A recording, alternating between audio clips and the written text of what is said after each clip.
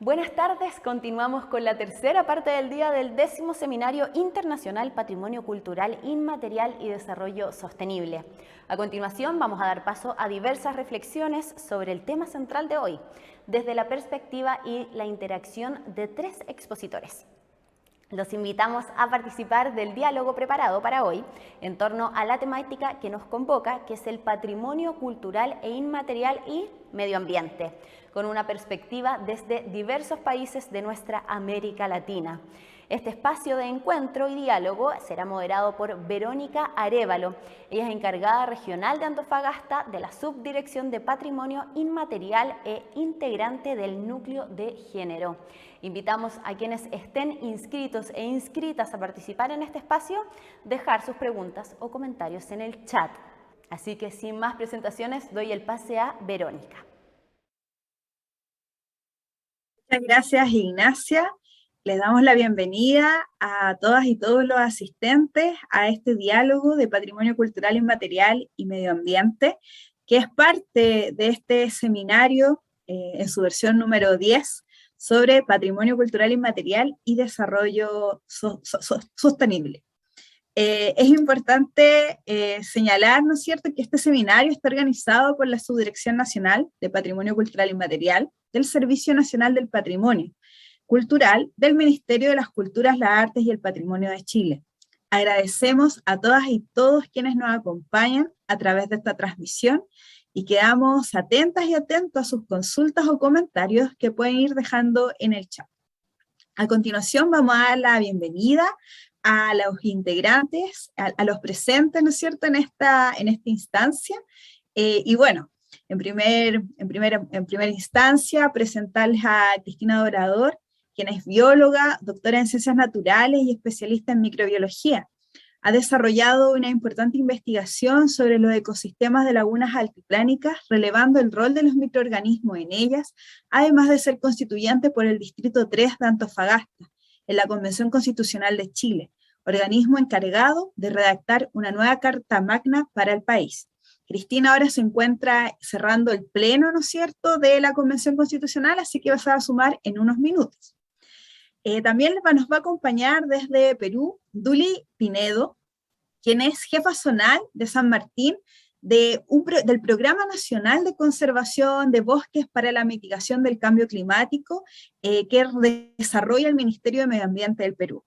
Ella es encargada de coordinar y ejecutar las acciones técnicas y administrativas que se desarrollen en el marco de los objetivos y lineamientos del programa, que considera la participación de comunidades indígenas y campesinas, junto con la articulación interinstitucional y la gestión de investigaciones y publicaciones sobre conocimientos ancestrales y la conservación de los bosques. Muchísimas gracias, Duli, por acompañarnos y poder, ¿no es cierto?, compartir también acá tus reflexiones. También nos acompaña Freddy Martínez, quien es descendiente de la comunidad de Atanques, capitán del resguardo Cancuamo en Colombia. Él fue fiscal general durante 6 años, con amplio conocimiento de la visión ancestral de los pueblos indígenas de la Sierra Nevada de Santa Marta y los espacios del racionamiento a nivel interno y externo del pueblo de Cancuamo. También es miembro del equipo dinamizador responsable de presentar la postulación del Sistema de Conocimientos Material e Inmaterial de los Pueblos de la Sierra Nevada a nivel nacional y ante la UNESCO. Muchísimas gracias también a Freddy por acompañarnos en esta instancia.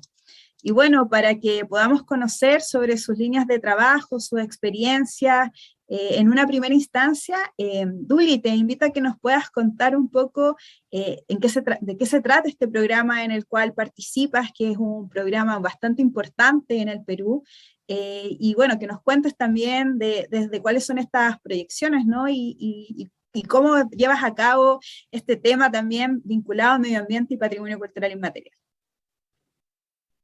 Hola Verónica, buenas tardes. Buenas tardes a todas las personas que se han dado el tiempo para este seminario tan tan bonito. He venido siguiendo desde el día que empezó y realmente estoy bastante emocionada de todas las experiencias que se presentan a nivel a raíz del patrimonio cultural inmaterial. Referirles también como una presentación personal que yo, además de pertenecer, en este caso como servidora pública, también me identifico como una indígena amazónica quichua. Mi experiencia y mi sentir desde esa vivencia como una mujer que no ha vivido en un territorio, una comunidad, justamente también me hace acercarme de una forma quizás un poco más cercana, más sensible a todos los pueblos con los que estamos trabajando actualmente, y especialmente al pueblo quichua con el que también actualmente trabajo y de la cual tengo la ascendencia por parte de mi madre y abuela. El programa Bosques, en resumen, es una estrategia del Estado peruano para poder tener mecanismos de conservación o acercamiento hacia las comunidades o hacia aquellas poblaciones que están vinculadas con el tema de la conservación. Es una estrategia para la mitigación del cambio climático, justamente como dice su nombre del programa, y es una respuesta a todos los tratados internacionales que el Perú ha firmado para poder hacernos cargo de esta problemática mundial. A nivel territorial, el programa tiene diversos mecanismos. Uno de los mecanismos, que son los incentivos para la conservación, tiene como un mecanismo puntual, que son las transferencias directas condicionadas. Luego tenemos el servicio de generación de información sobre la conservación de los bosques a través de una plataforma que toda persona, institución puede tener acceso para conocer sobre cómo es el comportamiento de la cobertura del bosque, y además de programas y proyectos que también ejecutamos desde el mismo programa, como los fondos de inversión forestal que en este momento están en construcción. Puntualmente, sobre las transferencias directas condicionadas, este es un mecanismo que está dirigido a comunidades nativas tituladas. Y eso es importante que lo diga, porque en el país también tenemos un gran déficit de comunidades que todavía no están tituladas pese a ser reconocidas, y otro gran número que todavía ni siquiera son reconocidas. Entonces, este mecanismo lo que tiene es un incentivo, es un convenio que se firma entre comunidad y el Estado para poder conservar el bosque y para además realizar acciones de conservación, porque reciben una subvención económica en el marco de este convenio. Y posteriormente se realiza un plan para la comunidad, ¿no?, en donde se identifican iniciativas y actividades que estén relacionados a la conservación de su bosque y a la superación de la pobreza, ¿no? Este plan tiene más o menos unas 5 líneas, ¿no?, en donde se abordan temas de gestión comunal, vigilancia comunitaria del bosque, actividades socioculturales, actividades de subsistencia y actividades económicas basadas en el bosque, que son básicamente los términos técnicos que usa el programa. Pero en general lo que este plan quiere promover es que se identifiquen esas actividades que se pueden solucionar o que pueden aportar a la solución de algunas brechas relacionadas con la conservación y con la mejora de sus medios de vida en las comunidades, ¿no?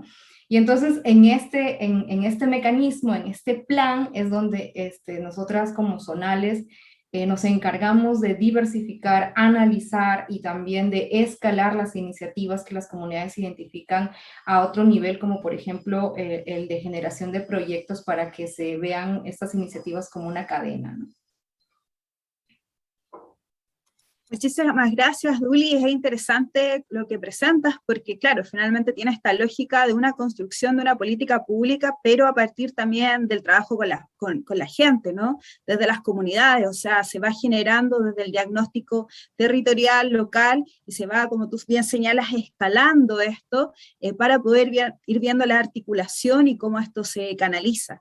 Así que como modelo de trabajo hace también mucho sentido para las orientaciones, ¿no es cierto?, que nosotras y nosotros seguimos con el trabajo con comunidades de patrimonio cultural inmaterial. Muchísimas gracias.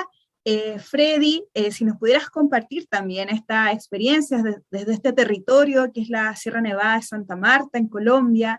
También tú eres parte de una comunidad, ¿no es cierto?, y has levantado iniciativas que dialogan también y ponen en juego los conceptos de patrimonio cultural inmaterial y medio ambiente. ¿Qué nos podrías contar y compartir desde esa experiencia?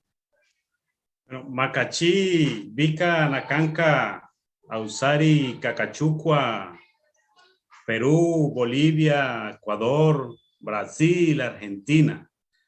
Un saludo muy especial desde el corazón del mundo, Sierra Nevada de Santa Marta, desde mi pueblo Cancuamo, para todos los hermanos de los países de Perú, de Chile, de Argentina, de México, de todos los hermanitos que se encuentran en diversos países. Digamos, la dinámica que hemos emprendido como pueblo y digamos, de mi parte como miembro del equipo dinamizador que estuvo al frente trabajando la propuesta de postulación del sistema de conocimiento de los pueblos indígenas de la Sierra Nevada, en este caso como el pueblo Arhuaco, el pueblo Wiwa, el pueblo Kogi y el pueblo Cancuamo. Ha sido esa dinámica de poder blindarnos a través de esta figura, digamos, para el tema de la conservación de nuestra cultura, de nuestros elementos patrimoniales, del medio ambiente, de todas aquellas semillas propias, de las plantas medicinales, de la música propia, de las danzas, digamos, de todo ese conocimiento que se recrea al interior de nuestra Sierra Nevada, al interior del sistema del medio ambiente, al interior de los ríos, de las aguas, de las lagunas. Entonces, de cierta manera, digamos, hemos querido blindar todo este sistema de conocimiento para que las futuras generaciones, nuestros hijos, nuestros nietos, digamos, ese conocimiento pueda perdurar para toda la, digamos, para toda la pervivencia y el existir de nosotros como pueblos indígenas, como pueblos ancestrales, al interior del corazón del mundo, Sierra Nevada de Santa Marta.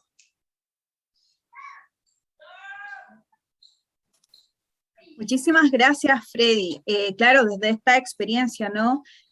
Y finalmente también identificar el valor propio, local, pero con esta proyección internacional y de también, como tú dices, de herramienta de resguardo. Es bastante interesante, la idea es que también podamos quizás profundizar cómo el patrimonio cultural inmaterial resguarda también o permite el resguardo no solamente de los saberes y tradiciones a los cuales hace mención, sino que también a toda la red en la cual se inserta, como tú mencionaste, el medio ambiente. Así que bueno, vamos a pasar, ¿no es cierto?, a ya hablar del tema de este diálogo. Y antes de seguir avanzando, bueno, señalar también que nos está acompañando desde la lengua de señas, Tomás Herrera, él está siendo el intérprete en estos momentos, también en la línea, ¿no?, de poder garantizar el acceso a todas estas instancias como parte de nuestra política pública. Es importante señalar a los invitados internacionales, a tanto a Duli como a Freddy, que acá se ha ido avanzando de a poco, ¿no es cierto?, en una política también de acceso, de integración y de inclusión, con perspectiva de inclusión, y eso también es transversal, se está buscando esta transversalización en todos los espacios, incluyendo esto. Así que bueno, ya comenzando el tema que nos convoca, que es patrimonio cultural y medio ambiente. Preguntarle a ustedes desde esta experiencia, ¿no?, ¿cómo ven esta relación entre dos aspectos que a veces pareciera que andan por caminos separados, en una perspectiva, en primera instancia, en una primera mirada? Entonces, ¿cómo ven ustedes esta relación entre patrimonio inmaterial y medio ambiente? Te doy la palabra a ti, Fred. Bueno, digamos, la relación que existe, nosotros lo vemos desde el principio en que se creó, digamos, la naturaleza, el mundo. Desde el momento de que se da esa creación, digamos, parten los conocimientos ancestrales de nosotros como pueblos indígenas, y también parte esa hermandad, porque, digamos, en el medio ambiente, en la madre tierra, en el territorio, es donde se recrean todos estos conocimientos. Entonces van de la mano. Digamos, no pueden haber valores culturales, si no hay un medio ambiente.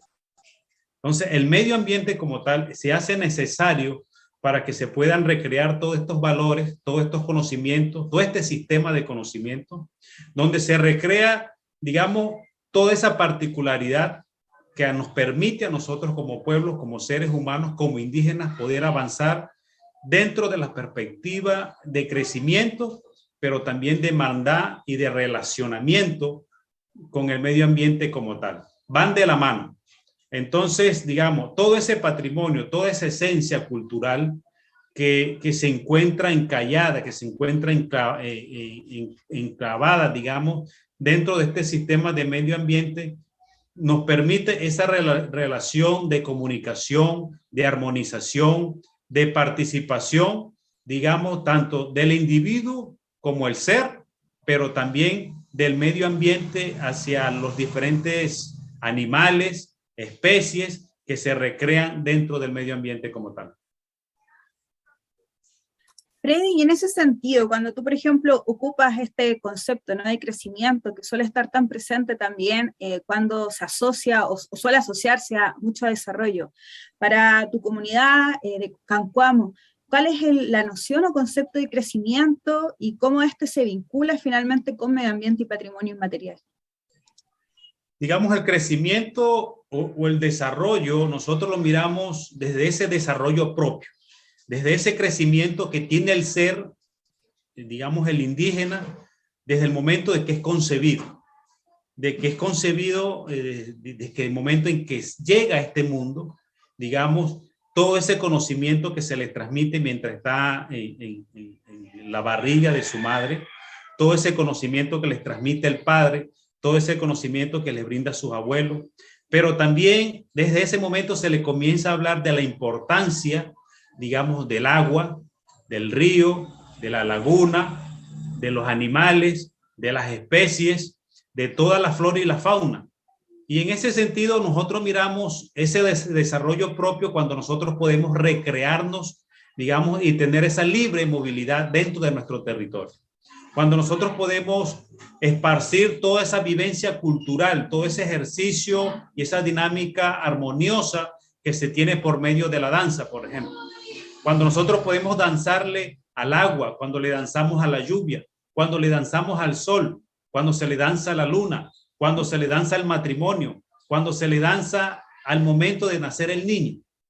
Entonces, para esa ceremonia se necesitan muchos elementos que, digamos, que se encuentran en la naturaleza, que nos brinda el medio ambiente y que, digamos, por generación en generación han seguido permaneciendo y han seguido manteniendo ese equilibrio que debe de darse entre el medio ambiente y entre los mismos elementos culturales o patrimoniales que hacen parte, digamos, de esa cultura viva, de ese desarrollo propio del pueblo indígena Cancuamo.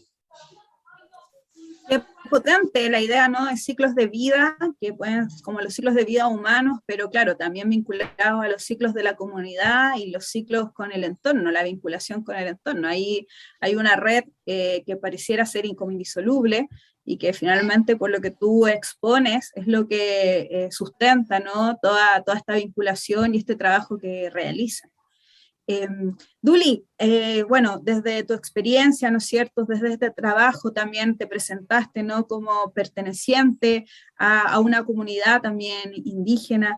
¿Qué nos puedes compartir de esta reflexión? ¿Cómo ves tú esta relación entre patrimonio cultural inmaterial y medio ambiente?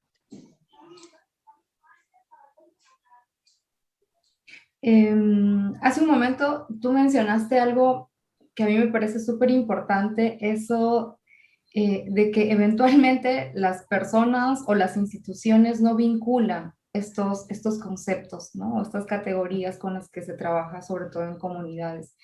Y yo creo que en general, desde el principio, desde la creación de las políticas públicas, si bien esto es un proceso, es algo que se ha ido ganando, es un espacio que se ha ido ganando, desde el principio no lo han visto de esa forma, ¿no? No lo hemos visto, los estados no lo hemos visto de esta forma, no lo hemos visto vinculantes. Entonces, por eso muchas décadas hemos tenido, por ejemplo, instituciones encuadernilladas, ¿no?, o cuadradas en lo que significaría su competencia, ¿no?, en un determinado ámbito, como por ejemplo la cultura, o el ambiente, los derechos humanos, etcétera, ¿no? Pero sin creo, reflexionar o analizar que finalmente todas estas categorías, todos estos elementos para desarrollar acciones estatales o privados finalmente tienen un punto de intersección. Y más bien yo me preguntaría, ¿cómo no estarían relacionadas, no? ¿Cómo no estarían relacionadas si en el caso del ambiente, de la conservación, estas prácticas, o sea, son las prácticas, son los conocimientos tradicionales los que sostienen esta conservación, son los que sostienen la existencia de la biodiversidad, ¿no?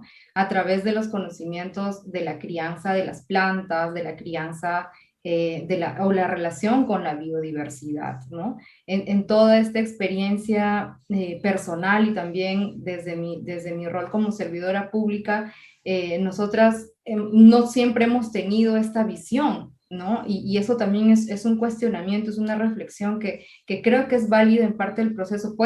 Alguna vez una compañera me decía, puedes empezar mal, pero lo que no puede pasar es que continúes, ¿no?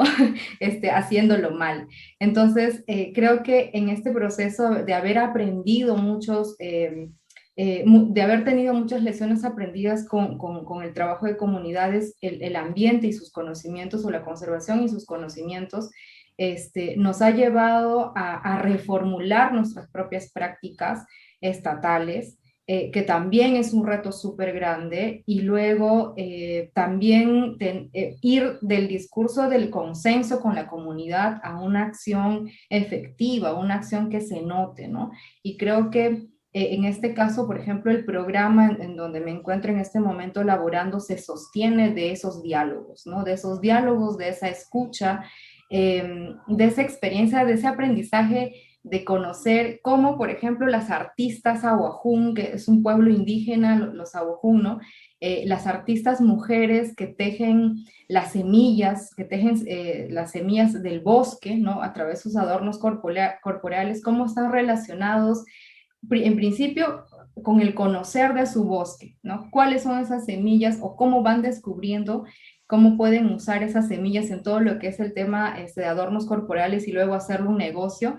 Y luego cómo el uso de estas semillas también está relacionados con otros seres vivos del bosque, como por ejemplo los murciélagos, los añujes, que son los que dispersan estas semillas, o son los que siembran, ¿no? Ya sea a través del vuelo o de forma terrestre. Entonces, vuelvo a la pregunta inicial, ¿no? ¿Cómo no estaría vinculado?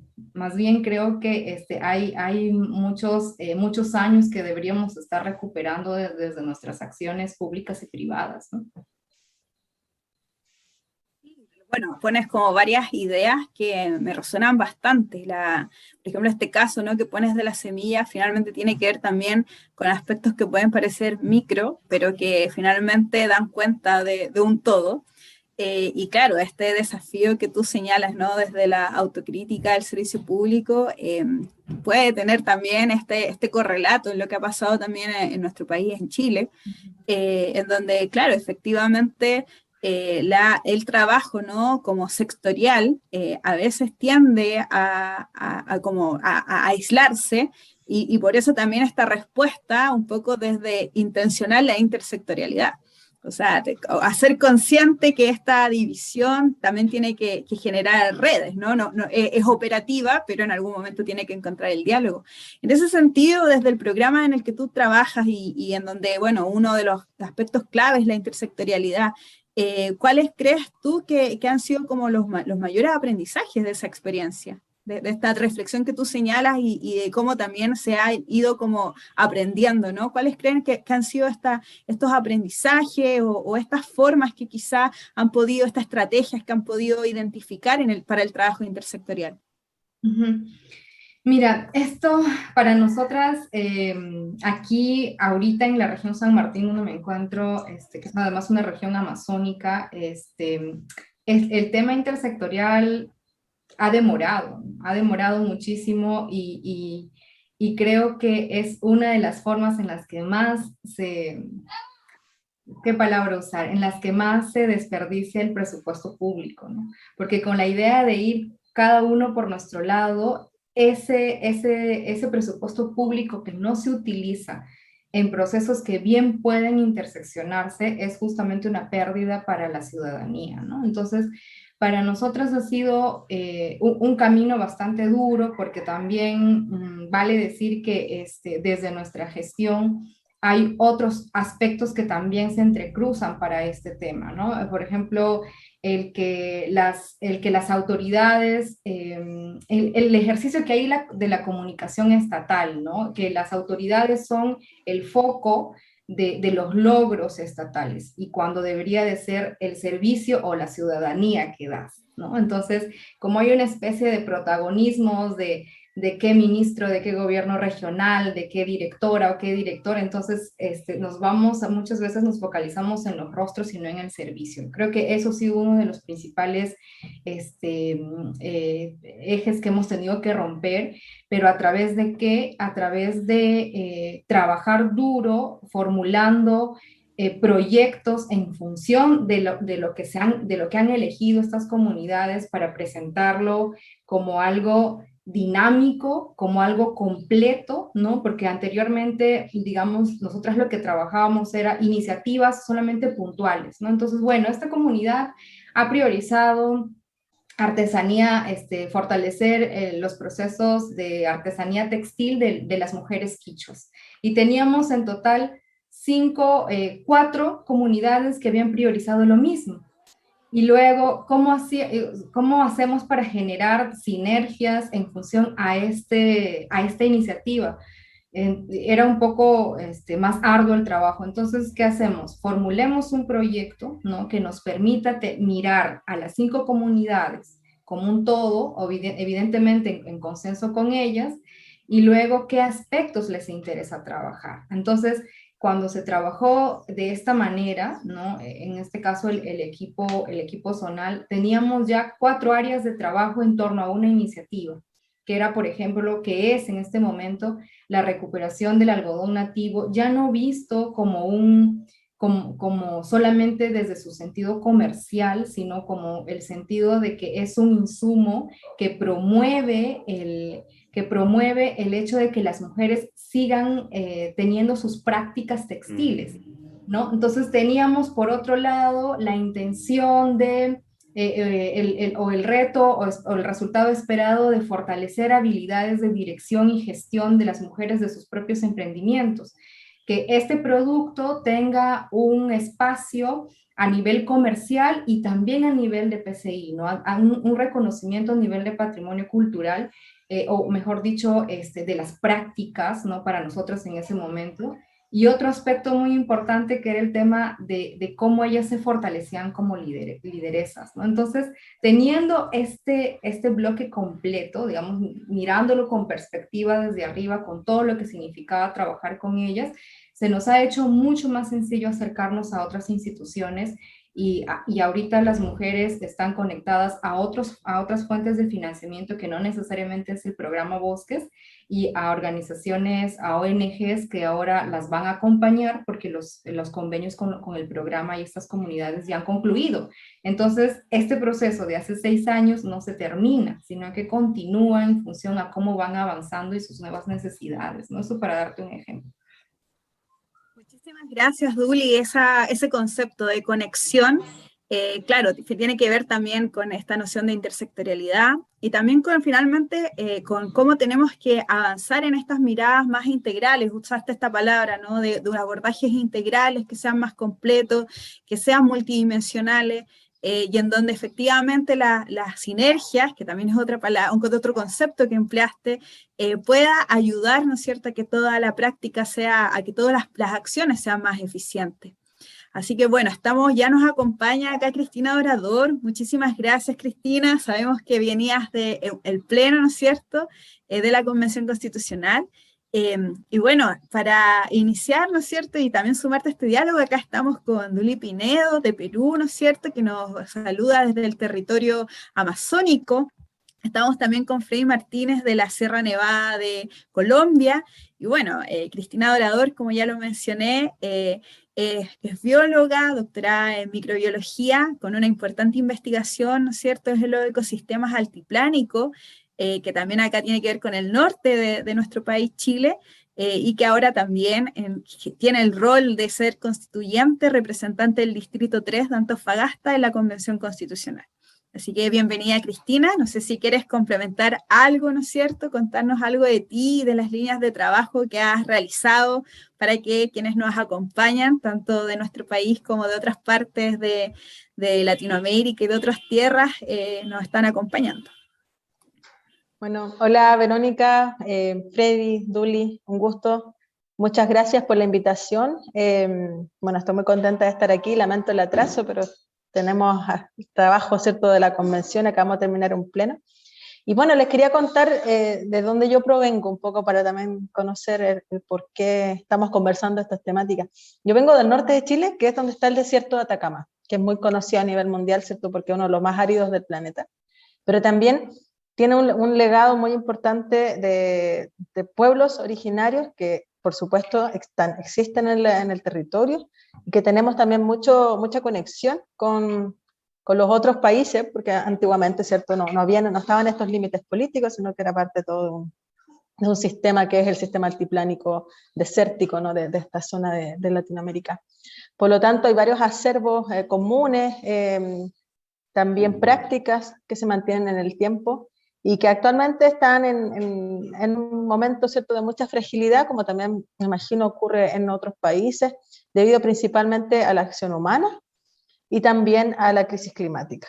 Entonces yo creo que tenemos desafíos tanto desde el punto de vista natural, de preservación, de conservación, como también patrimonial, para poder mantener, ¿cierto?, estos legados históricos y que se mantengan en el futuro, y también que podamos entender, ¿no?, que es imposible proyectar cualquier tipo de vida sin tener en cuenta nuestro entorno, la naturaleza, ¿no?, la madre tierra, y bajo esa lógica tan importante también latinoamericana, ¿no?, de tantos pueblos originarios del buen vivir. Así que con esas ideas nosotros estamos acá en la Convención Constitucional de Chile, donde estamos escribiendo una nueva constitución, trayendo también muchas de estas prácticas y estas ideas a la convención en Chile, en un país que es muy centralista. Por lo tanto, el norte de Chile ha sido históricamente un territorio también pensado desde la economía, sobre todo la minería. Ahí están las grandes minas, por ejemplo, de cobre, que son claves para tener estos minerales en el mundo, y actualmente también tenemos varios conflictos relacionados al litio, que también es un mineral clave actualmente para la electromovilidad, que también hay una estrategia ahí para poder disminuir las emisiones de gases de efecto invernadero. Sin embargo, también nosotros ponemos el punto de que es muy importante también pensar qué pasa en los territorios con este tipo de extracciones y este tipo de prácticas, porque si bien es cierto hay todo un contexto global, sin embargo, generalmente no vemos de dónde surgen los materiales ni en qué condiciones. Entonces estas problemáticas son complejas y hay que abordarlas desde esa perspectiva interseccional, multitransdisciplinaria, incluyendo visiones de todo tipo, ¿no?, de las comunidades locales, los saberes locales, los pueblos, como ya señalé, pueblos originarios, la academia, etc. Así que eso es un poco lo que quería mencionar respecto a donde yo vengo y por qué estoy un poco acá en la Asamblea Constituyente. Gracias, Cristina. Estábamos conversando con Freddy y con Duli desde sus experiencias, ¿no? Cómo ven esta relación entre patrimonio cultural inmaterial y medio ambiente. Freddy hablaba, ¿no?, de cómo se construye un ciclo de vida que es personal, comunitario, vinculado al medio ambiente, generando una red como que no se podría separar. Duli también mencionaba lo mismo, y también cómo estos saberes vinculados también a los bosques, ¿no?, a este programa que, claro, se operacionaliza desde la institucionalidad, pero que se va construyendo a partir del trabajo con comunidades. Y desde ese sentido, ¿cómo ves tú desde tu experiencia esta vinculación entre estos dos ámbitos, entre el patrimonio cultural inmaterial vinculado a las tradiciones, los saberes, las prácticas de los pueblos y el medio ambiente? Bueno, es un vínculo, yo creo que indisoluble. No podemos pensar, ¿cierto?, este patrimonio inmaterial sin contexto. Y el contexto que nos acoge es justamente el entorno donde nosotros vivimos, y esta vida tampoco puede ser posible sin comunidad. Esta comunidad, además de las comunidades humanas, ¿cierto?, que nos relacionamos entre sí, también tenemos relación con el resto de la biodiversidad, que justamente es parte nos provee, ¿cierto?, de alimentación, de agua, pero también de imaginario y de construcción cultural. Entonces es imposible pensar la mantención del patrimonio material sin preservar la naturaleza. Y eso también quiero hacer un vínculo un poco con lo que yo trabajo. Como bien me presentó Verónica, yo soy microbióloga, esa es mi formación. Trabajo especialmente en un tema que se llama ecología microbiana. Parece ser como raro, pero yo trabajo con bacterias, o sea, con organismos que son invisibles. Entonces, también hemos conversado bastante de este tema, incluso a nivel mundial, porque esta crisis de biodiversidad afecta a todos los organismos, desde los invisibles hasta las ballenas, ¿no? Es global. Pero a veces nos preguntamos también, ¿cómo conservamos a las bacterias? ¿Cómo podemos conservar los microorganismos que son tan importantes? Porque, claro, hay algunos que nos causan enfermedades, pero la gran mayoría no, son clave para nuestra existencia. Y no es posible conservar microorganismos en el ambiente si no conservamos el ambiente.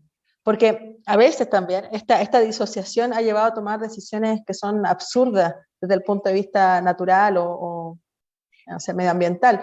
Acá en Chile, hace unos meses salió en la prensa bastante un caso de una minera, de una mina de oro que se está explotando, se va a empezar a explotar en la región de Atacama, y arriba del cerro donde está la mina, hay una colonia de unos animales que se llaman vizcachas, que son, ¿cierto?, unos familiares de los roedores, mamíferos, y la única forma de poder empezar a explotar esa mina era trasladándola, esa es la opinión, por supuesto, de quienes la quieren ejecutar, trasladando la colonia de vizcachas a otra parte, como pensando que el territorio es homogéneo, que da lo mismo el cerro A al cerro B. Entonces las tomamos, las ponemos en una jaula y las movemos al otro cerro.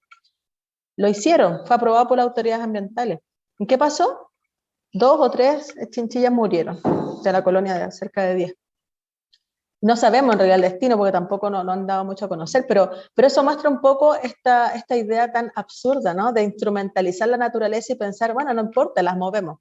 Pero ¿qué pasa con, claro, un ejemplo muy, muy claro, pero ¿qué pasa con las bacterias? No las podemos mover, no las podemos, porque, ojo, que los microorganismos y todos la biodiversidad biológica es parte, ¿cierto?, son objetos de protección ambiental por el acuerdo, ¿cierto?, del Convenio de la Biodiversidad. Entonces no es tampoco algo que no se deba conservar, o sea, es una cuestión legal. Entonces, ¿qué hacemos ahí? Simplemente no se puede disociar la vida del lugar donde está, porque el lugar es parte de la vida misma. O sea, hay una interacción tan íntima de reproducción.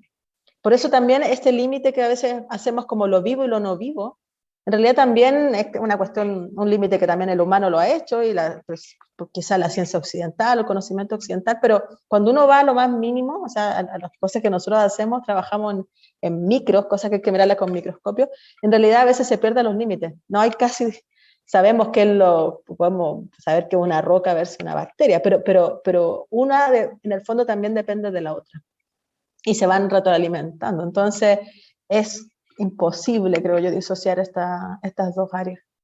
Y es muy importante también mencionarlo así porque, claro, y ahí vienen las decisiones, ¿no? ¿Cómo lo hacemos mejor?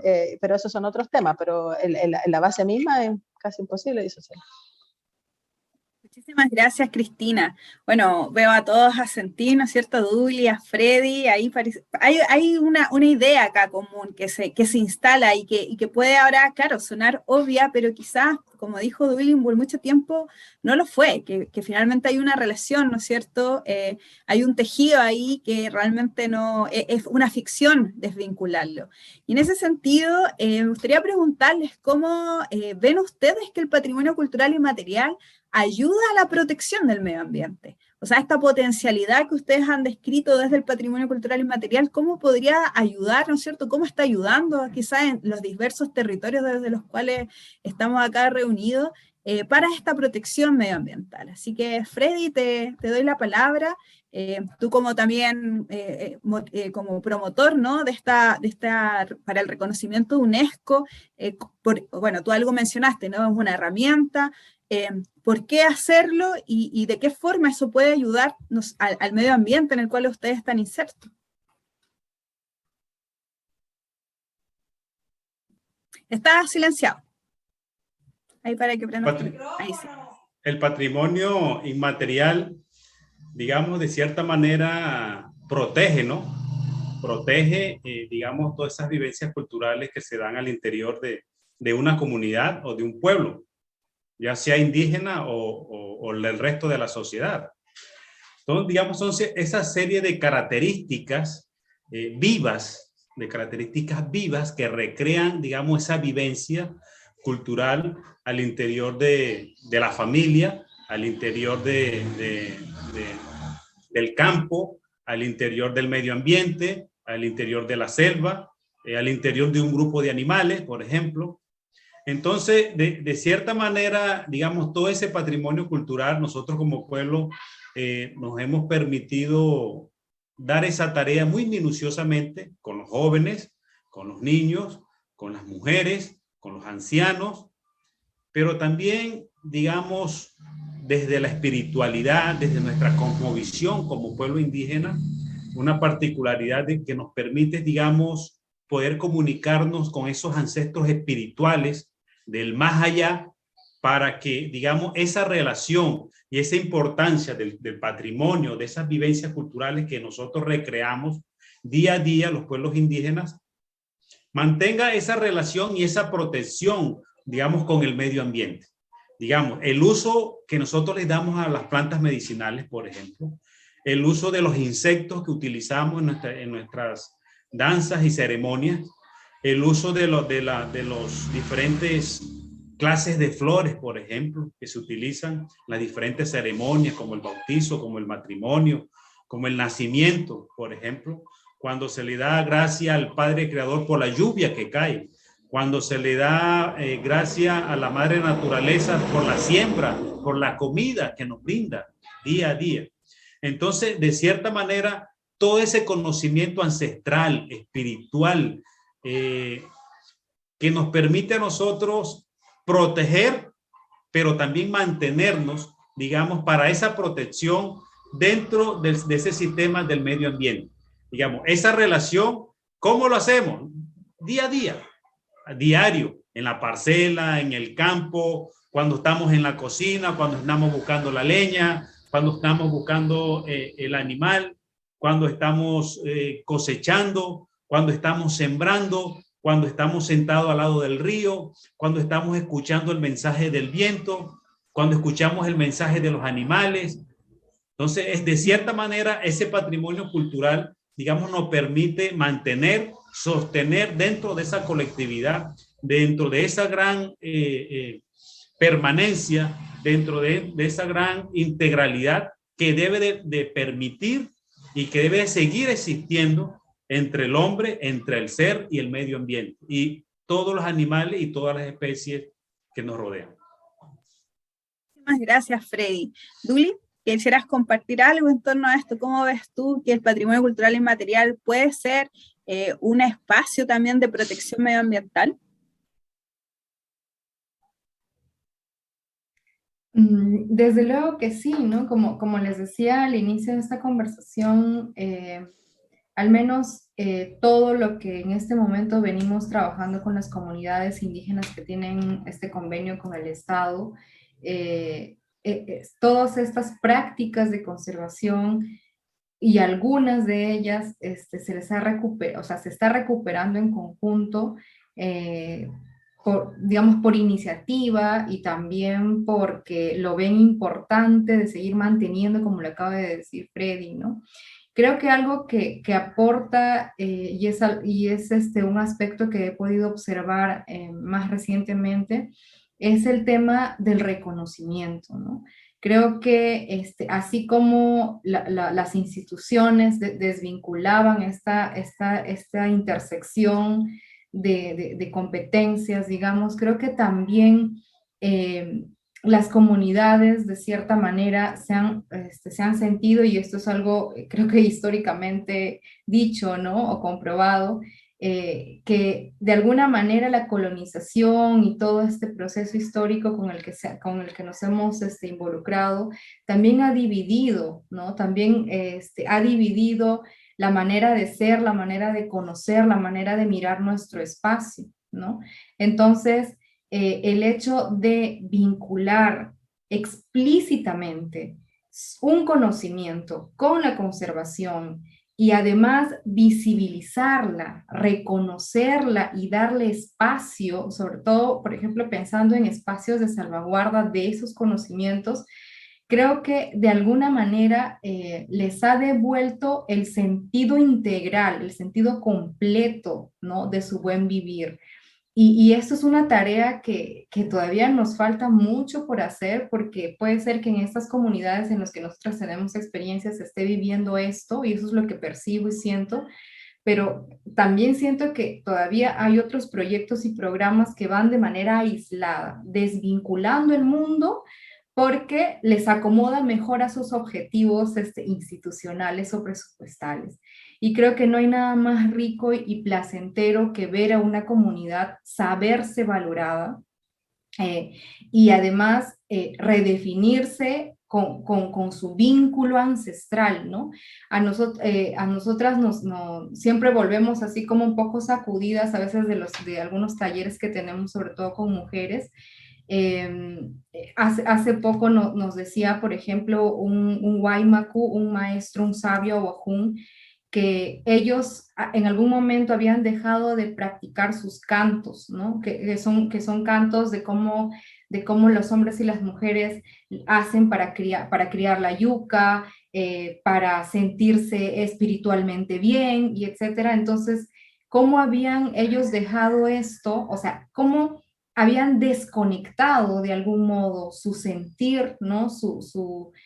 Ese sentimiento indígena y la cosmovisión en la que se mueve, de todos estos aspectos de la tierra, de la naturaleza, de su vida, de su familia, a raíz de la llegada de la educación, ¿no? Hace varias décadas. Entonces nos decía, la educación, ¿no?, la llegada de la escuela había sido la escuela y la religión había sido un aspecto, ¿no?, que nos había desvinculado de esto, ¿no? Y él se redefinía y se repensaba. Mi ser indígena y mi creencia, y además era cristiano, es cristiano Waimaku, y mi ser cristiano no se tienen por qué desvincular, pero eso nos habían hecho creer y por lo tanto habíamos estado perdiendo ciertas prácticas, ¿no? Entonces eso para nosotras ya digamos como que se sabe, pero cuando te lo dicen en un espacio de trabajo y de confianza, realmente es algo que es una mochila que también de la que tienes que hacerte cargo de cierto modo, ¿no? Y el hacernos cargo es justamente seguir promoviendo estos espacios y dándole voz y visibilidad a esos conocimientos que tienen que ver con mantener ese bosque, ¿no? En el caso del programa, el objetivo es mantener los bosques en pie y luego promover todas aquellas prácticas y actividades que tengan que ver con la mejora de sus condiciones de vida. Y evidentemente, si es que no miramos al patrimonio, entonces, ¿de qué entonces nos sostenemos, ¿no? Eso es lo que podría decir por ahora. Gracias, Duli. Ahí también pusiste varias ideas bien potentes, porque claro, finalmente estos conocimientos, o sea, lo que se contiene dentro del patrimonio cultural inmaterial son herramientas también, son herramientas de protección efectiva. O sea, no vamos más allá, ¿no es cierto?, de como decir de una vinculación abstracta, sino que también lo encarnamos y lo concretizamos, ¿no? Cuando ya vemos los casos, las distintas expresiones, los distintos elementos de patrimonio cultural inmaterial. Cristina, ¿quieres complementar algo al respecto? ¿Cómo el patrimonio cultural inmaterial puede ser una herramienta de protección medioambiental? Sí, es un gran tema porque, por lo menos en Chile, las medidas de protección que existen son basadas, ¿cierto?, en lo que se conoce, que viene, ¿cierto?, de un cierto tipo de conocimiento, ya sea por su valor material, biológico, de biodiversidad, ¿no? Pero no se considera muchas veces lo que están señalando acá los expositores respecto a las prácticas, ¿no?, los saberes de los pueblos originarios, como una fortaleza y algo que ayuda mucho también a proteger los ecosistemas. Y quiero contar un ejemplo a propósito en el Salar de Atacama, que es una cuenca que hay aquí en la región de Antofagasta, que es un sistema, no es un lago, sino que es un lago salino que se ha ido secando en el tiempo ya, y tiene algunas lagunas bien, bien interesantes, hipersalinas, donde hay flamenco, y eso llama mucho la atención. Pero también la parte sur del salar es donde está la explotación de litio. Bueno, hay una comunidad indígena, Licanantay, atacameña, de la zona, que ellos lograron proteger una de las lagunas, que es la laguna Tebenquiche, justamente abogando por este patrimonio inmaterial. Es muy interesante porque también hubo una mezcla con conocimiento microbiano, por eso conozco la historia. Porque en esa laguna, los organismos, y en general en estos sistemas extremos, organismos más abundantes y más diversos son bacterias, son microorganismos. Pero cuando uno los estudia en detalle, estos microorganismos, se da cuenta que además son muy similares a los que existieron en la Tierra primitiva. O sea, cuando la Tierra era muy antigua, las primeras formas de vida, en el fondo se recapitulan en estos ecosistemas. Entonces, acá hubo un vínculo bien bonito de ciencia, de conocimiento, con la visión que tenían los pueblos originarios respecto a esa laguna, que tiene todo un valor, ¿cierto?, patrimonial, por supuesto, pero también sagrado, ¿no? Es agua en el desierto, así que también hay una valorización ahí profunda, y eso ayudó a hacer este vínculo, y que la misma comunidad fuese la que postulara a la protección de esta laguna, que actualmente es un santuario de la naturaleza. Y también ha ayudado mucho a que las mismas personas de la comunidad administran la laguna desde el punto de vista turístico, y transmiten también, no solamente el saber que hay ahí en el lugar respecto a las tradiciones, ¿no?, sino que también la parte científica, pero interpretada desde su propia perspectiva. Entonces, eso también es un ejemplo bien interesante de cruce de saberes, porque tampoco acá se trata de poner un saber sobre el otro. Por eso también nosotros apuntamos a la justicia epistémica o a la justicia de saberes. Hay que reconocer las prácticas locales, los saberes de los pueblos originarios, junto también con, no sé, si complementar o también matizar con otro tipo de conocimientos, para poder también tener una visión más holística, no más integral, de lo que significa la relación de los humanos o la naturaleza. Y esto claramente en este caso, y lo que también han contado ustedes, es una herramienta, ¿no?, muy, muy importante y muy interesante para poder proteger la naturaleza. Y yo creo que también nosotros vamos a apuntar a eso ahora que estamos en este proceso constituyente, donde por primera vez estamos nosotros en Chile escribiendo una constitución desde las personas, ¿no?, desde la comunidad, y además con la participación de los pueblos originarios. Entonces se nota estas distintas formas de pensar, se notan estos diálogos, y esperemos que se logre también esto que estamos conversando, que se puedan conservar los ecosistemas más allá de, o sea, por supuesto, no por un valor económico, como incluso hay tendencias mundiales a aquello, por ejemplo, los servicios ecosistémicos y tantas otras formas, sino que desde una perspectiva, como lo hemos estado conversando, más amplia, transversal, incluyendo a todos los saberes. Muchísimas gracias, Cristina.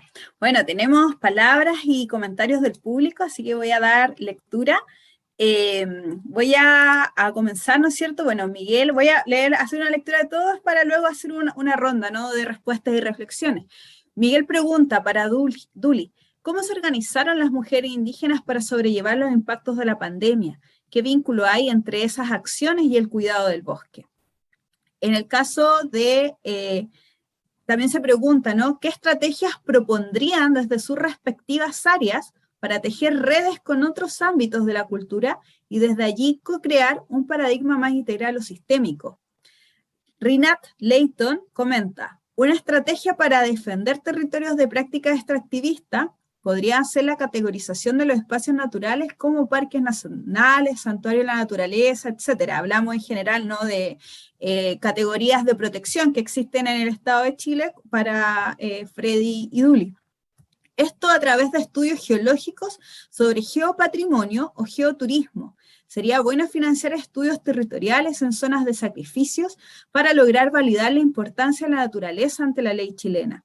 Además de trabajar junto con la academia la flexibilidad de esta categorización con el fin de lograr preservar la naturaleza. Saludo y muchas gracias por la charla. Ahí Rinat Leighton habla también de un concepto, ¿no?, que es bastante complejo, vinculado a lo que son las zonas de sacrificios, que acá no sé si existirán en Colombia y Perú, pero que acá en Chile hacen referencia a territorios que han sido sacrificados por industrias, ¿no?, por actividades económicas que suelen ser depredadoras y o contaminantes. ¿Ya? Entonces ahí ella habla de esto, cómo financiar estos estudios en esta zona de sacrificio.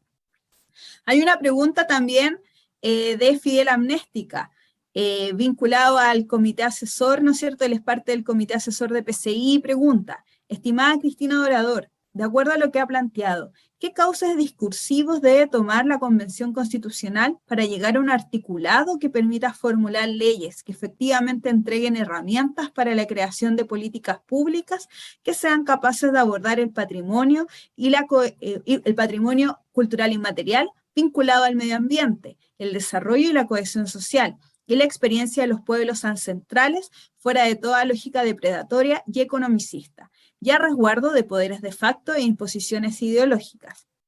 También tenemos una pregunta de Constanza Calderón.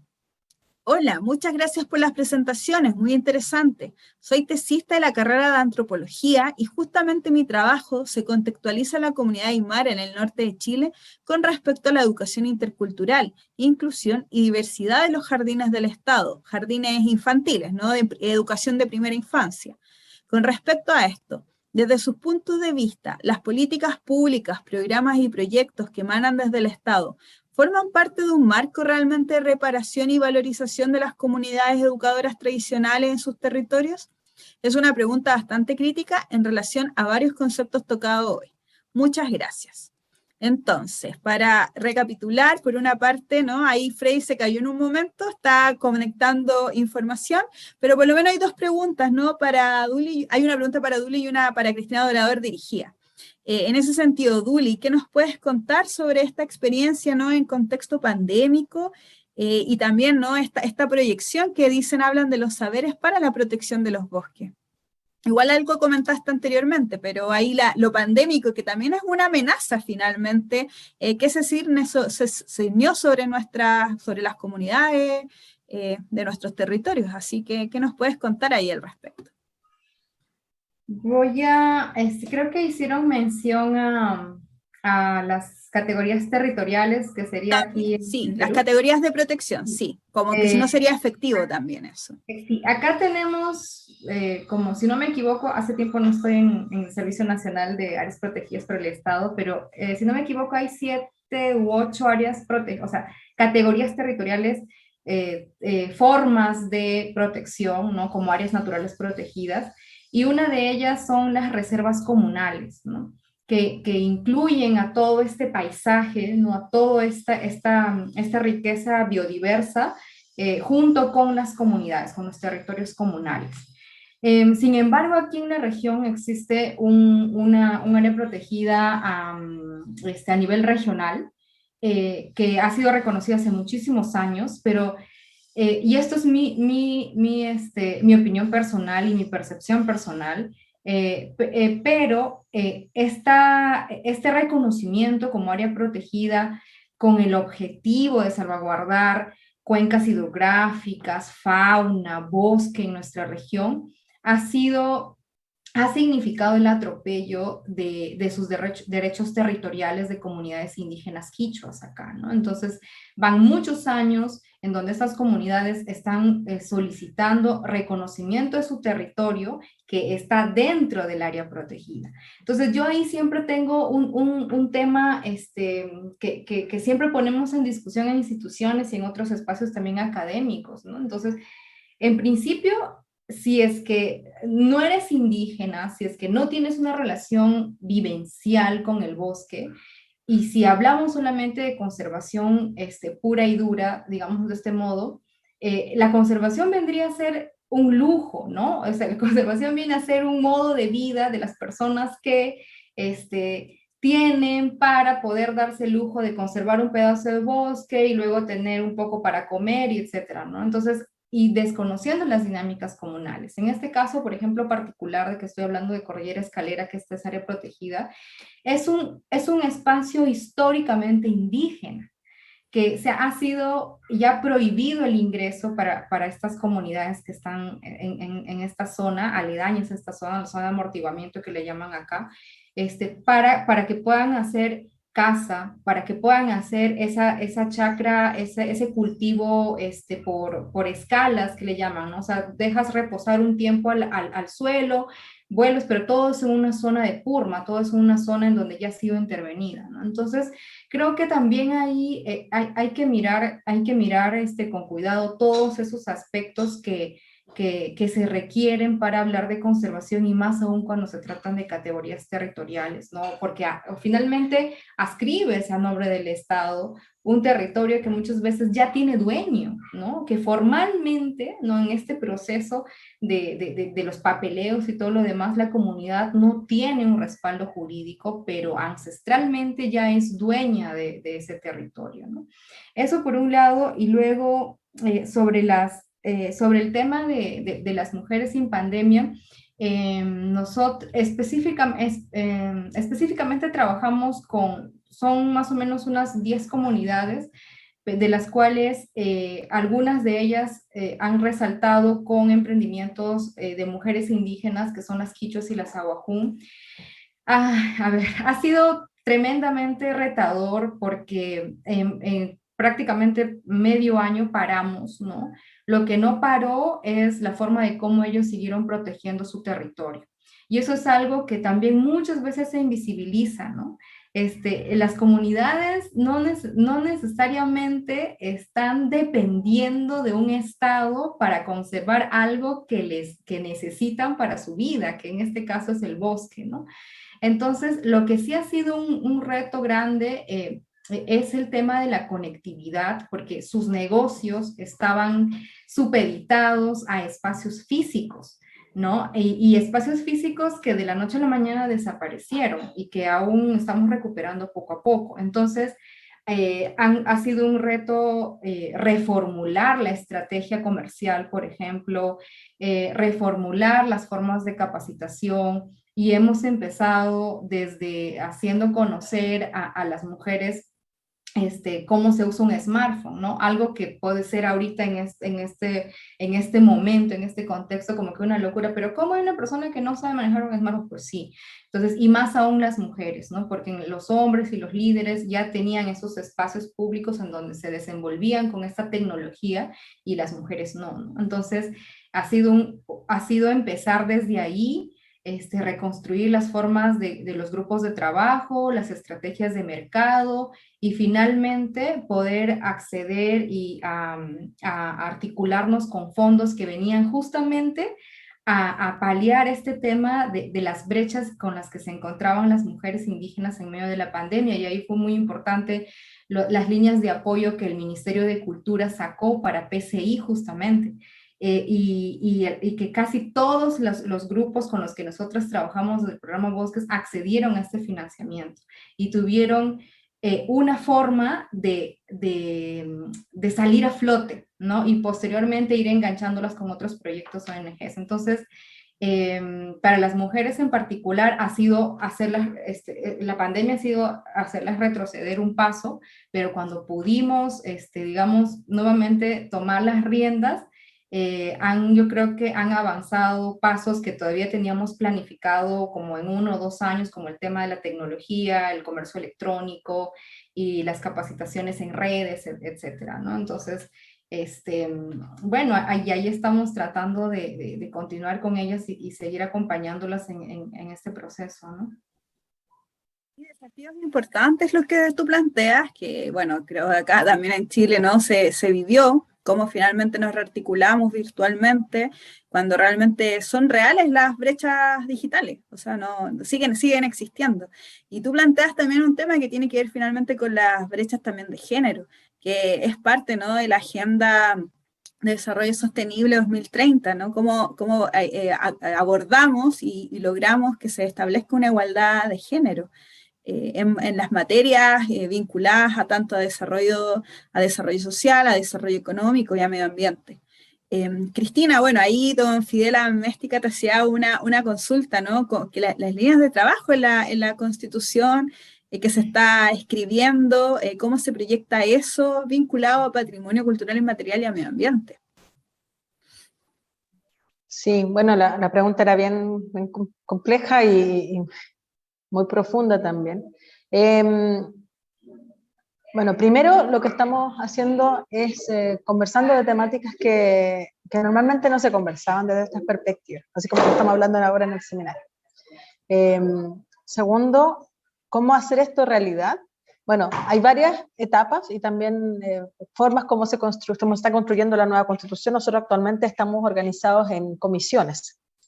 Son 7 comisiones, tanto de temas más bien de fondo, ¿no? como sistema de Estado, qué tipo de gobierno, descentralización, justicia, pero también hay una comisión que es de medio ambiente, y hay otra comisión que es la que me toca a mí también coordinar, junto con otro convencional, Ignacio Churra, es la comisión de sistemas de conocimiento, culturas, ciencia, tecnología, artes y patrimonio, donde fue muy importante para nosotros poder empujar la creación de esta comisión, porque por primera vez se va a discutir estas temáticas de forma transversal y además desde una instancia tan importante como es una constitución en Chile.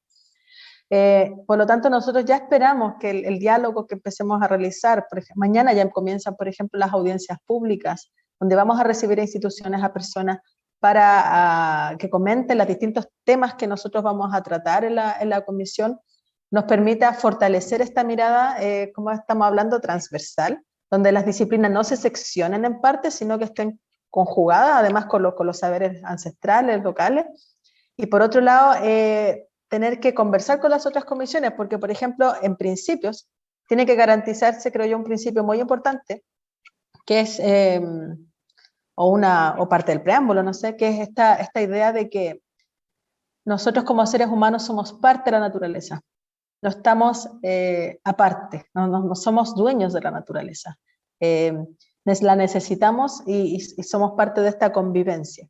Eso es un cambio de ética en las relaciones también como nosotros tenemos con nuestro entorno, y claramente eso debería incidir en las otras normas constitucionales. Por otro lado, también estamos en un periodo ya se debería abrir luego, de proponer las normas constitucionales. Entonces ahora es justamente el momento en que estamos escribiendo esta parte que la persona, el señor preguntaba, cómo logramos llevar todas estas ideas a la norma constitucional. O sea, este es el preciso momento en que lo estamos haciendo, por eso también es tan importante participar del proceso constituyente activamente. Las experiencias que estamos escuchando de nuestros compañeros de Perú y de Colombia, Freddy y Duli, son muy importantes porque también nos muestran que son experiencias que también ocurren en Chile o que podríamos también entender y poder canalizar también aquí. A mí me parece fantástico el tema de la conservación de los bosques y que también se vincule, ¿cierto?, en el contexto de pandemia con estas brechas que son digitales, de género, que generalmente eso pasa en todo el mundo. O sea, en todo el mundo las mujeres están, digamos, invisibilizadas y tampoco se garantiza el cuidado de las mujeres respecto a la preservación de la naturaleza. Pensemos solamente en las defensoras del ambiente o la naturaleza, que en Latinoamérica una de las tasas más altas también de asesinatos de personas que protegen la naturaleza, y muchas de ellas son mujeres. Entonces también hay un tema de derechos. Nosotros en Chile lamentablemente el gobierno no ha firmado el acuerdo de Escazú, que incluye también un tema de protección de defensores, y por eso mismo también es tan importante que garanticemos esa protección, ese cuidado, esa visión desde la Constitución, y es algo también que lo queremos hacer. Así que hay distintas ideas de cómo poder concretar esto en la Constitución, pero creo que un tema de fondo que también es concerniente a toda Latinoamérica es cómo pensamos el futuro de nuestros países en un contexto de crisis climática, saliendo de las lógicas extractivistas. Eso es muy, muy complejo, pero muy vital y necesario, porque no podemos seguir, ¿cierto?, explotando la naturaleza a la tasa que la estamos realizando, más encima en un contexto de crisis, donde las expectativas finalmente de mantención de los ecosistemas cada vez se van reduciendo más, y también se va reduciendo lo que convoca este seminario, ¿no? El patrimonio, o sea, ¿qué legado va a quedar a las futuras generaciones? Cuando el patrimonio inmaterial es pensar en el bosque, las aguas, ¿no? ¿Qué le vamos a dejar a las futuras generaciones cuando eso ya no exista? Entonces es un llamado también de urgencia a que hay que actuar de forma acá política. Y la nueva Constitución en Chile es una tremenda oportunidad para nosotros hacer ese ejercicio, pero también colaborar con los otros países también de nuestra región, porque tenemos problemas muy similares. O sea, nosotros estamos, de cierto modo, como no lo digo yo, sino que muchos análisis históricos y también actuales, estamos generando las materias primas para esta transición energética del hemisferio norte. Entonces, estas lógicas también, norte global, sur global, hay que considerarlas en estas reflexiones, ¿no? No somos, no podemos, digamos, deshacernos de este vínculo global, que es muy importante también para entender cómo también logramos proteger nuestros ecosistemas de la gran demanda que existe actualmente por minerales sobre todo. Muchas gracias, Cristina. Bueno, se han señalado varias cosas. Seguimos teniendo preguntas del público. Había una, Freddy, que creo que sería muy interesante que tú nos pudieras comentar desde tu experiencia, considerando que la comunidad, ¿no es cierto?, de Cancuamo ha logrado, ¿no es cierto?, impactar en la educación para generar, ¿no es cierto?, programas de educación intercultural. En ese sentido, ¿tú consideras que la educación intercultural ha logrado hacer alguna reparación o alguna justicia, ¿no?, frente a ciertas como diferencias, desigualdades históricas que ha enfrentado a los pueblos indígenas? Digamos, cuando se da el proceso de colonización al interior de nuestro territorio, al interior de la Sierra Nevada, una de las dificultades grandes que tuvimos nosotros en aquellos momentos fue la educación. Digamos, una educación diferente a nuestros conocimientos, diferente a nuestra cultura, entró chocando con esos valores culturales y esos valores de armonización, de culturalidad y de aprendizaje propio en ese momento. Por eso nosotros, luego de muchas reflexiones, de muchos amaneceres, nos dimos la oportunidad de poder crear nuestro propio modelo educativo Cancuamo, que de cierta manera nos llevó en base a esa reflexión, nos llevó a que teníamos que desaprender para volver a aprender, para poder volver a ese origen y poder rescatar muchos de esos valores que la educación no indígena de cierta manera nos apartó. Este modelo educativo propio Cancuamo, digamos, nos permite avanzar en ese proceso de consolidación en base a la autonomía como pueblos indígenas, en base a esa reconciliación y esa armonización con la madre naturaleza. Nos permite reencontrarnos con ese saber, con ese saber ancestral, con ese valor de la oralidad, de transmisión de conocimiento. Nos permite volver a enseñar, pero a enseñar de acuerdo a nuestros principios, de acuerdo a nuestros valores culturales. Ya muy poco usamos el salón de clase, las 4 paredes para enseñar. O sea, hemos aprendido que la mejor manera de enseñar es en el campo, es en el bosque, es en el río, es escuchando al mayor, es escuchando esa anécdota, escuchando ese valor de enseñanza, es sentándonos con los músicos a escuchar el canto, es colocando a todos los estudiantes en silencio y decirles qué les quiere decir el viento, qué les quiere decir las aves con el canto, qué les quiere decir el abuelo y la abuela del agua. Entonces, hemos aprendido que de cierta manera tenemos que quitarnos ese vestido occidental, por decirlo así, y compenetrarnos con todo nuestro cuerpo, con todo nuestro ser, con toda nuestra esencia como indígena, para volver al origen en base a todo ese conocimiento y a esa culturalidad que es la esencia básica nuestra como pueblos indígenas. Entonces el modelo nos ha permitido crecer, no ha sido fácil. No ha sido fácil porque hemos tenido mucha gente contradictora, digamos, cuando ponemos la educación propia nuestra bajo nuestro fundamento, enseñándole a la gente o a nuestros hijos de que no fue Cristóbal Colón que descubrió América. No, que nosotros ya existíamos, que ya estábamos aquí, ya teníamos una cultura, éramos ricos con la naturaleza, teníamos toda esa riqueza cultural, armoniosa. Entonces, irle cambiando como el chip, digamos que en un momento nos sembraron con toda una información que después del tiempo tú te das cuenta que no era errónea, no era verdadera. Entonces le estamos hablando de la historia del mayor, le estamos hablando de la historia de la música, le estamos hablando de la historia de la cosecha, le estamos hablando por qué la luna le danza al sol, le estamos enseñando por qué es importante danzar. ¿Por qué es importante la danza al interior de nuestro pueblo cancuamo, por ejemplo? ¿Por qué es importante la música tradicional? ¿Por qué es importante el chicote? ¿Por qué es importante la gaita? ¿Por qué es importante sentarte con tu familia todas las noches y transmitirle conocimiento? Y lo otro que quería compartirles es con el tema de la pandemia, que me parece una pregunta muy fundamental. Al interior de nuestro pueblo, digamos, y las mujeres cumplieron un papel muy fundamental.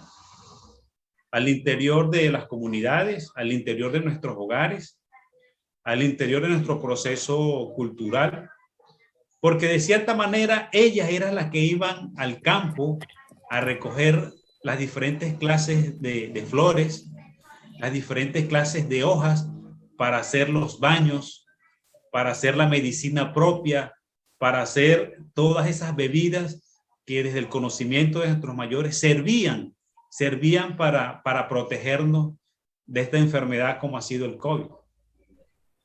Las mujeres, digamos, eran al interior de sus hogares quienes preparaban toda esa medicina tradicional, preparaban a la familia, preparaban a su hogar, preparaban a la comunidad, inclusive. Nosotros o los mayores elaboran el chirrinche, famoso chirrinche. Para nosotros es la medicina propia de nuestro pueblo.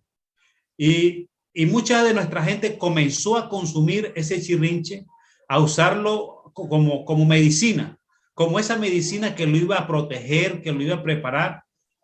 Y gracias a los padres espirituales y a todas las ceremonias que se realizaron desde la espiritualidad, al interior de nuestro pueblo solamente hubieron como alrededor de 7 casos. Porque cerramos todas esas fronteras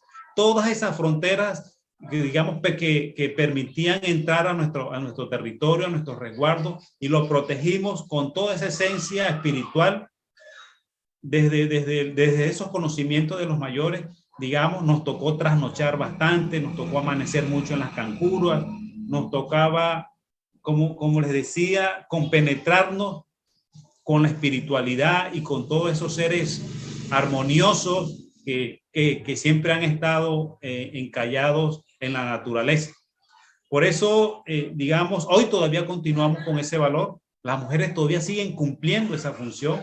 Este tema no se ha acabado aún, pero aún seguimos, digamos, y hemos mostrado a las ciudades más cerca que quedan a nuestro territorio, a nuestro resguardo, que el conocimiento indígena, que esa esencia indígena, ese valor cultural, de esa esencia, de esa medicina propia, de esa medicina natural, sirve para muchas cosas. Y nosotros lo podemos decir porque a nosotros como pueblo indígena cancuamo nos ha servido. Gracias, Frei. La verdad es que, claro, hablar de la pandemia, bueno, Cristina también menciona, ¿no?, el cambio climático. O sea, estamos en un momento histórico en donde están sucediendo varias cosas y frente a lo cual es importante esto precisamente, poder dialogar, reflexionar, compartir experiencia. Les agradecemos que puedan haberse conectado desde sus respectivos territorios, compartir también estos saberes. Hay algo que Frei señaló, ¿no?, al hablar de la escuela y que hace mucho sentido con el concepto que dijo Cristina Dorador de la justicia epistémica, ¿no? La igualdad también epistémica. No todo tiene que pasar por la escuela, no todo tiene quizás que ser canalizados por por los mismos organismos, y quizás también abrirnos a esa posibilidad de distintos espacios coexistiendo que pueden irse complementando. Duli, ¿quieres mencionar algo? Ahí levantaste la manita. Adelante. Sí, Verónica, antes de que se me pasen, el compañero Freddy, a raíz de la pregunta del tema de interculturalidad, ha tocado algo que también como Estado, menos acá en el país, es una deuda para las comunidades, ¿no? Tenemos una política, pero que las instituciones no se ven invitadas a operativizar, ¿no?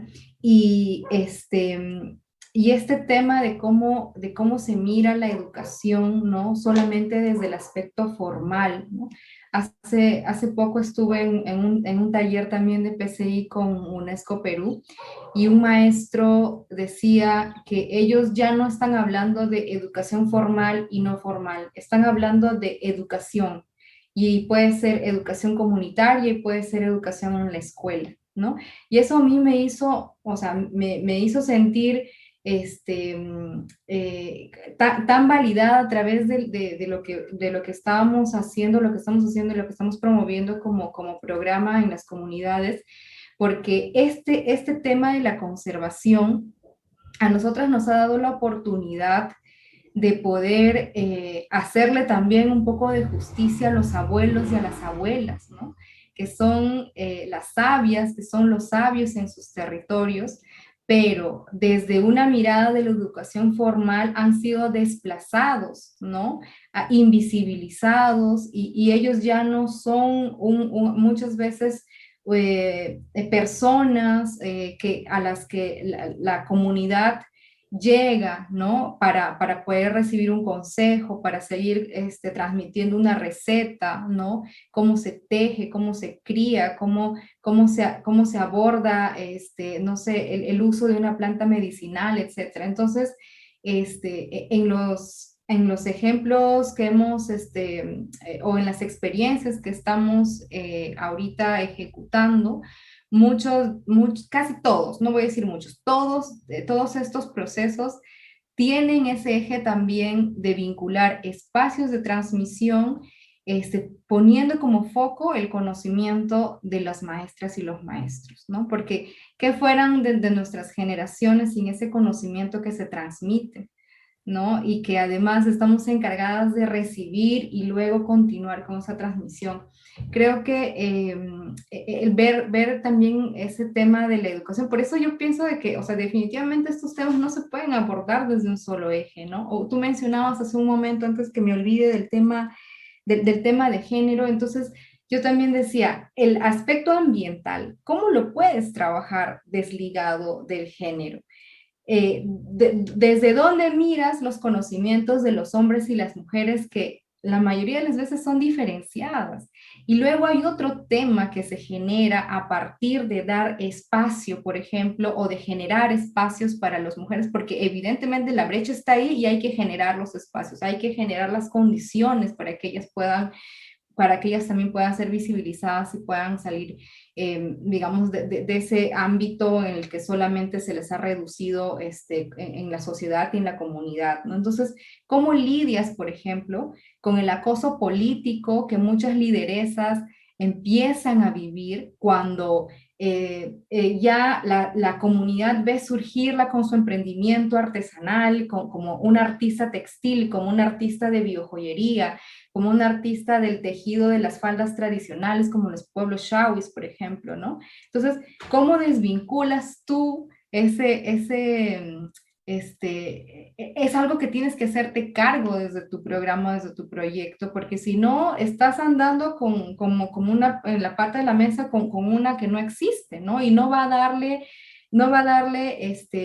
un buen estado, no va a darle una buena continuidad a todo el proceso, ¿no? Porque no podemos llegar y, bueno, hablar de PCI y luego el conocimiento que se relaciona al ambiente, y luego de pronto dejas una bomba de tiempo con respecto a cómo está viendo la comunidad y los hombres con su resistencia, también vale decir, de los roles más protagónicos que van ocupando las mujeres, ¿no? Entonces, creo que esto esto realmente es una correlación de conocimientos, es una correlación de hechos, y me voy a quedar de esta tarde todo lo que ha dicho de Freddy y sus conocimientos, además de lo que acaba de mencionar Cristina, ¿no? De la justicia de los conocimientos. O sea, muchas gracias a los dos, he aprendido hoy día algo más.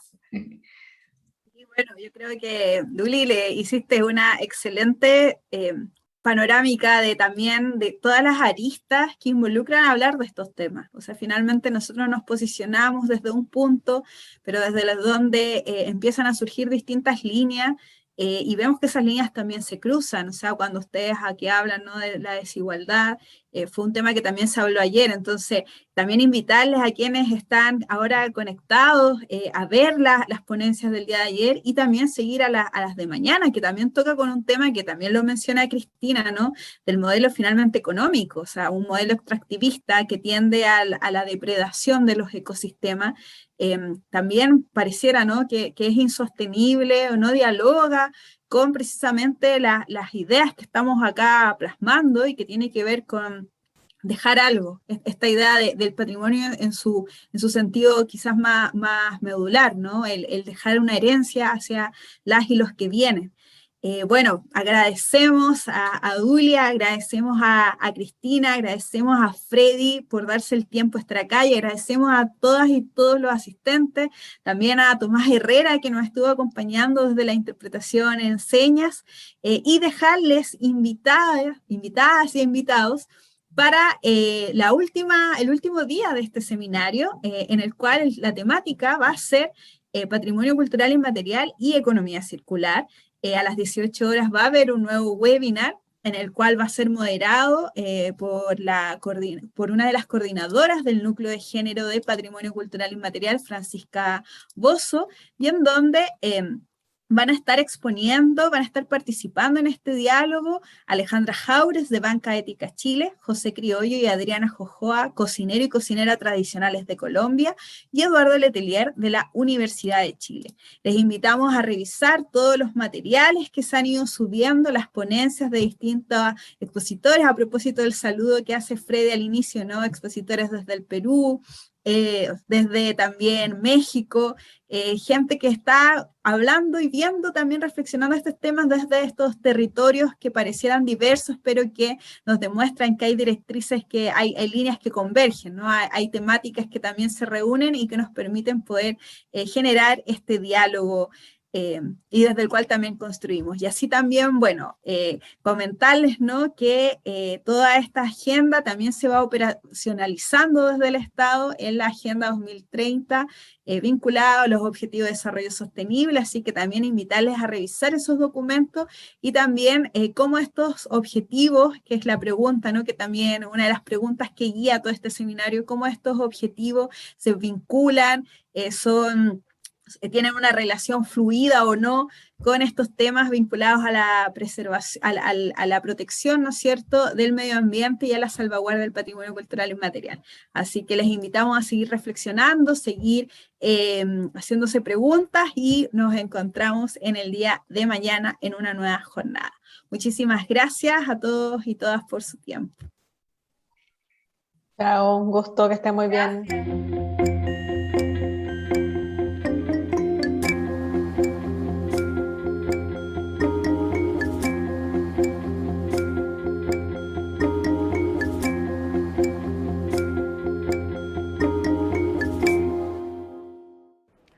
Después de tan interesante conversación en relación al patrimonio cultural, inmaterial y medio ambiente, damos por cerrado este segundo día del 10º Seminario de Patrimonio Cultural Inmaterial, agradeciendo vuestra participación e invitándolos a volver a encontrarnos mañana a las 11 de la mañana con la charla central del tercer día de seminario, que estará referida a Patrimonio Cultural Inmaterial y Economía Circular.